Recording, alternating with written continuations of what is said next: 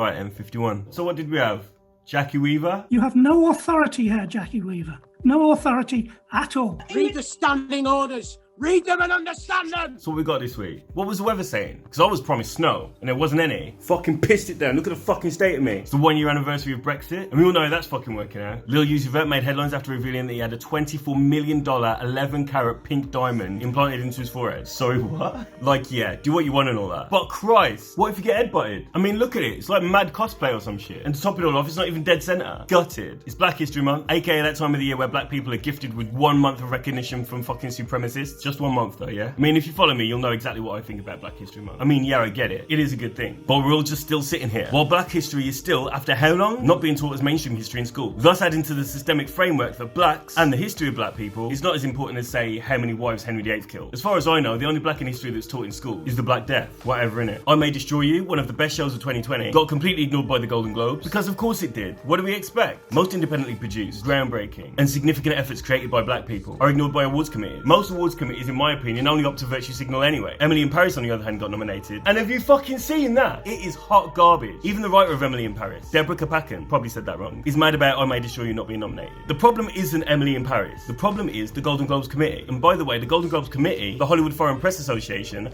to my knowledge, doesn't consist of a single filmmaker. I mean, in fact, if you look at most awards committees, when it comes to music, film, TV, whatever, more often than not, the people on these committees do not and have not contributed to the areas that they're judging. It's like a food critic who can't cook. It's a fucking shambles. Anyway, Myanmar. What's going on in Myanmar? The military arrested politicians this week as part of the coup. The military first seized power in a coup in 1962. The country didn't have its first free election until 1990, but the military refused to recognise the result, and Aung San Suu Kyi was detained under house arrest. Once released in 2016, Aung San Suu Kyi became state councillor after a landslide election win, and then after winning another election in 2020, the military dismissed the election as fraudulent and have now staged another coup. Look, I'm not entirely clued up about this, so I'd encourage everyone to look into it. So why would the military stage a coup? One reason could be that Senior General Min Aung Hlaing has been accused of leading a genocide against the Rohingya and others, and he's soon to be retired from the military this year, meaning that it'd have no protection from potential consequences. So far, there's been no evidence of electoral fraud, so basically it's just been used as an excuse. Like, the lack of response or failure to act or step in from the rest of the world could lead to another genocide, which is fucking awful. Effective and not symbolic pressure needs to be applied by world leaders. China, India, Israel and Ukraine should realistically halt the provision of weaponry to the Myanmar military, but they probably fucking won't, because China fucking loves them. And you know what they've been fucking doing. Anyway, moving on. Evan Rachel Wood named Marilyn Manson as her abuser. Wood said that Manson started grooming her when she was a teenager, and once they got together in 2007, he brainwashed, abused and manipulated her. At least 4 more women have came forward to share their stories and experiences with Manson, which all include mental and physical abuse. Marilyn Manson denies everything, but come on. As far as I'm concerned, he absolutely fucking did it. Of course he fucking did. He's guilty as fuck. I remember reading shit in school when he was like boasting about pressuring people into sex. Through his image, he successfully created this fucking persona, this shock value character that people would just accept as this sporadic creative entity. And that was just his way of hiding in plain sight. And the truth is, he's a fucking piece of shit. With many members of his team and management and people generally just around him, covering his back and protecting it. And saying shit like, oh, you know, it's just Marilyn Manson. What the fuck? If you ask me, the people who are around him are as much to blame as he is. Anyway, Manson was dropped by his record label, but, you know, that's nothing. He needs to be charged. Moving on. In America, Republicans are continuing to prove how much a bunch of shit cunts they are by resisting mounting pressure from literally anyone with a brain cell to punish newly elected Congresswoman Marjorie Taylor Greene, who at this point can only be described as a complete and utter fucking psychopath. This fucking woman has not only shown support for violence against Democrats, but thinks school mass shootings have been staged, like she literally followed a victim around with a fucking camera, having a go at him saying that his account wasn't real. He's a fucking student who was at a school shooting, and she's following him around doing shit like that. She's fucking disgusting. She also thinks that the wildfires that happened last year in LA was caused by a Jewish space laser. Why Jewish? Oh right, yeah, she's a fucking racist. And to top it all off, she's a QAnon supporter, which of course I'm sure you know. QAnon is that batshit group that believes that Donald Trump is like a knight sent by, I don't know, who? Aliens or some shit?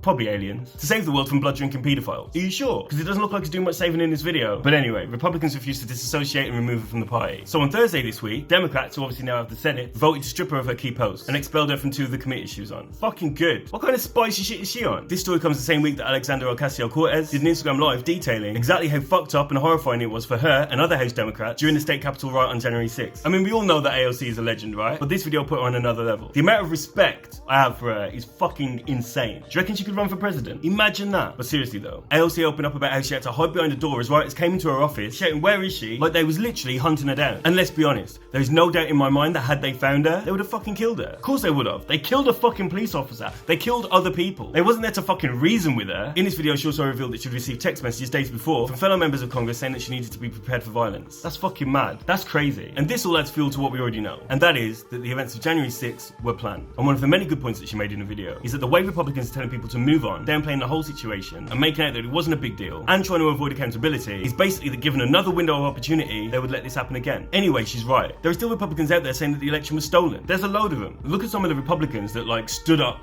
on the day of January 6th as the riots were taking place. Like this guy, what's his fucking name? Put his name on the screen. I can't think of his name. He literally stood up in Congress and was like, I'm out, right? And now he's trying to discourage Trump's impeachment trial, saying that if Democrats call witnesses to the stand, he said he'll get the FBI to investigate what happened on January 6th. Well, yeah, what the fuck?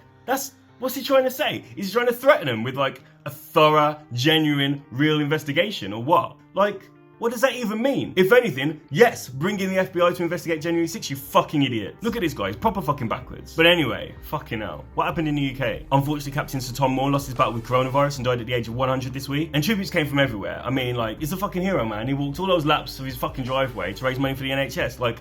Over 30 million fucking pounds. And I put out a post, but I absolutely was not about to politicise his death. However, as I've said how many times before in these videos? Fucking loads of times. The NHS isn't a charity. We shouldn't be relying on men that are not nearly as fit as we are to walk up and down his fucking driveway, whilst men like Boris Johnson, Matt Hancock, Rishi Sunak and the rest of the fucking dickheads squeeze money, our money, out of our National Health Service. It shouldn't be happening. It's fucking wrong. And you fucking know it. Anyway, it's been reported that 1 in 5 of all adults in the UK have been vaccinated, and of course, that's not true. What that really means is that 1 in 5 of all adults in the UK have received 1 dose of the vaccine and will be waiting up to 12 weeks for the next. This is the narrative that's being pushed. It's in all the fucking news. The UK is leading the way in terms of vaccinations. I'm gonna be honest. Yeah, it's great. The UK is way ahead in vaccine distribution. But you know what that is? It's the absolute fucking least it could be after the government's handling of the pandemic. The least. If someone comes into your fucking kitchen, gets a load of fucking plates and glasses and whatever, smashes them on the fucking floor, takes all the food out of the fridge, throws it all over the place, then uses your money to order a cleaner to tidy up the mess that they made, who does a fantastic job, would you congratulate and praise them? No, you fucking wouldn't. They're using this whole fucking vaccine narrative to try and take attention away from all of the other fucking bullshit. The over 100,000 deaths, the cronyism, the underfunding of the NHS, the failure of test and trace, and the rest of the fucking bollocks. I'm gonna be really fucking honest.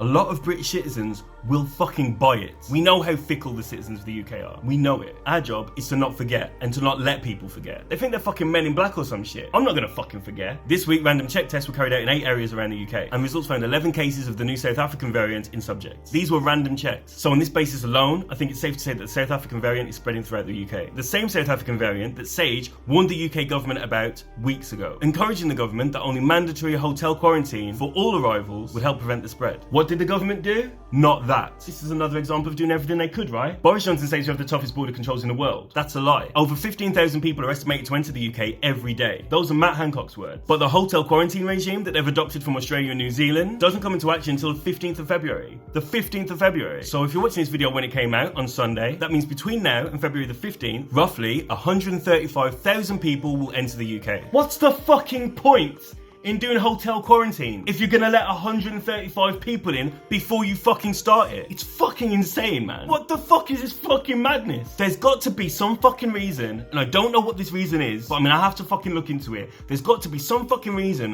why they're delaying it for so long. It's got to be something to do with a contract that they're gifting to one of their fucking mates or something, because there is no reason that the framework for this practice is ready and works in other countries wouldn't be ready immediately if enacted here. I bet it's something to do with the hotels. I bet it's like one of the owners or something. I've just thought about that, and I haven't got time to fucking look into it and then carry on filming, but I'm definitely gonna fucking look into it.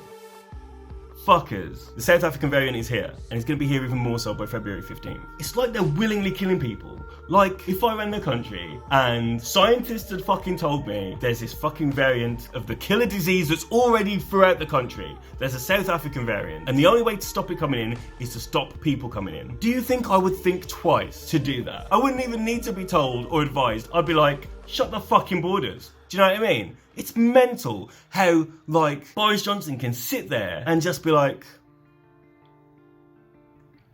just do it in 2 weeks. Fucking hell, man. It's just fucking mad. In Parliament this week, when Zara Sultana questioned Matt Hancock about the zero COVID strategy that other countries had adopted, including Taiwan, Vietnam, New Zealand and Australia, Matt Hancock had the audacity to criticise these countries and refuse to adopt that strategy now. Can you fucking believe it? Over 100,000 deaths. And Labour Party member Zara Sultana said, will you adopt this strategy right now to save lives? And he was like, yeah, you know, the virus always finds a way to get in. Well, Not in these countries, he didn't. Well, hardly anyway. He was literally told, not that he needs to be told, that these countries used a certain method, and said method resulted in less deaths, especially in the last month, when between those 4 countries I just said, there has been 1 reported death. Whereas in the last month in the UK, 32,000 deaths. And he fucking criticised them. Are you mad? What a fucking cunt. I am absolutely, especially nowadays, not a man of violence whatsoever. I don't encourage it, none of that bollocks. But if I had the opportunity, it would be tough not to kick one of their fucking heads in. But the thing is, that wouldn't solve any problems, would it? It would just make me look like an angry black guy. But I am an angry black guy.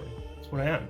Anyway, what else did these fuckers do this week? Oh yeah, Grenfell cladding. So yeah, 3 years after the Grenfell disaster, on June 14th of last year, the doors of 10 Downing Street were illuminated with green lights, and the Prime Minister tweeted the following: "Tonight, Downing Street is lit up green in memory of those who lost their lives in the Grenfell tragedy 3 years ago. We remain committed to uncovering the causes of this tragedy and ensuring it is never repeated." That was last year. Then this week, Boris Johnson and the Tories abstained in a parliamentary vote for the government to take action to remove flammable cladding from outside the homes of an estimated 11 million people. 11 fucking million. Now look, I'm not being funny, but you know what I think? I think that the Tories don't give a shit. And you know why? Because who are the type of people that would live in many of the flats that have this type of cladding? Maybe not Conservative voters? Maybe not the middle class? There's no reason for the Tories to look out for these people. And why is that? Because the Tories are fucking scumbags. I mean, of course they don't care. All I do every week is reiterate on what specific levels that the Tories don't fucking care. We're nearly 4 years on from the Grenfell disaster, and not a single person has been held accountable. No one's faced any consequences. 72 people are dead. Accountability is something that we rarely see these days. Nobody's held responsible. Nobody apologises. Nothing. And do we, in our heart of hearts, really think that the Tories are going to face consequences for the way that they've handled this pandemic? Do we really think that? Come on.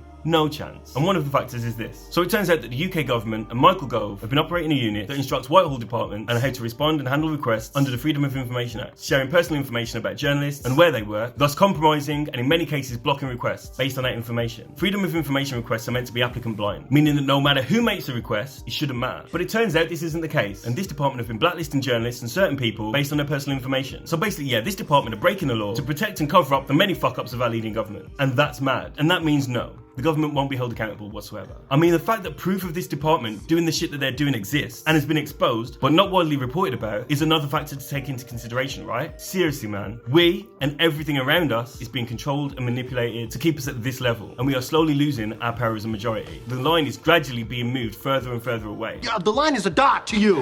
Like, I find myself all the time saying, surely this is it now, right? Surely this is the point where we're like, no more.